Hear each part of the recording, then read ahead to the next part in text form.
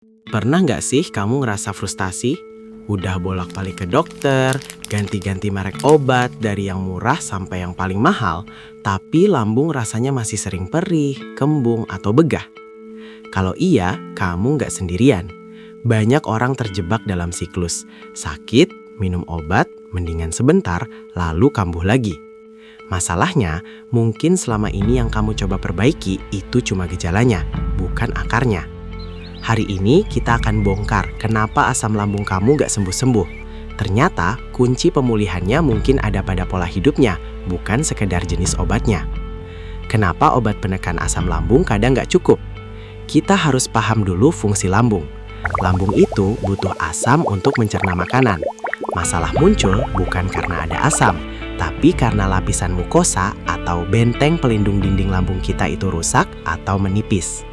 Banyak dari kita fokusnya cuma menekan asamnya supaya nggak perih.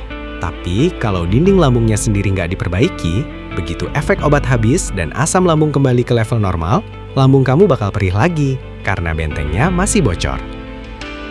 Penyembuhan lambung itu bukan cuma soal mematikan api, asam, tapi soal membangun kembali tembok yang roboh, lapisan mukosa. Dan ini nggak bisa instan, butuh bahan baku yang tepat dari nutrisi dan pola makan yang konsisten. Lalu, apa pola yang sering salah? Ada 3 hal utama. Mindless eating. Kita sering makan sambil main HP atau terburu-buru. Padahal, pencernaan dimulai dari mulut. Kalau makanan gak dikunyah sampai halus, lambung harus kerja 2 kali lebih keras. Dan ini memicu produksi asam berlebih. Biological rhythm. Lambung punya jam biologis. Makan di jam yang berantakan, bikin produksi enzim dan asam lambung jadi kacau. Tubuh jadi bingung kapan harus mengeluarkan asam.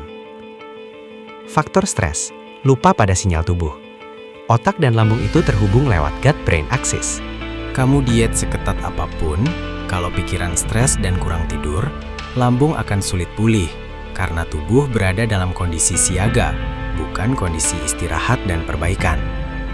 Jadi, mulailah berikan lambungmu waktu untuk beristirahat. Hindari makan berat minimal 3 jam sebelum tidur, agar lambung bisa fokus melakukan regenerasi sel di malam hari. Ingat, kesehatan itu bukan biaya, tapi investasi jangka panjang. Lambungmu sudah bekerja keras setiap hari tanpa henti. Sekarang giliran kamu yang mendengarkan sinyalnya. Jangan cuma ditekan gejalanya, tapi pahami apa yang dia butuhkan untuk pulih sepenuhnya. Pemulihan itu sebuah perjalanan, bukan balapan.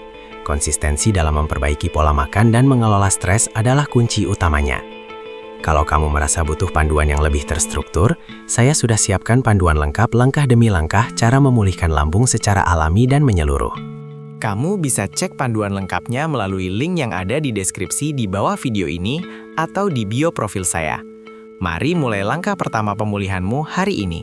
Sampai jumpa di video berikutnya, dan semoga sehat selalu.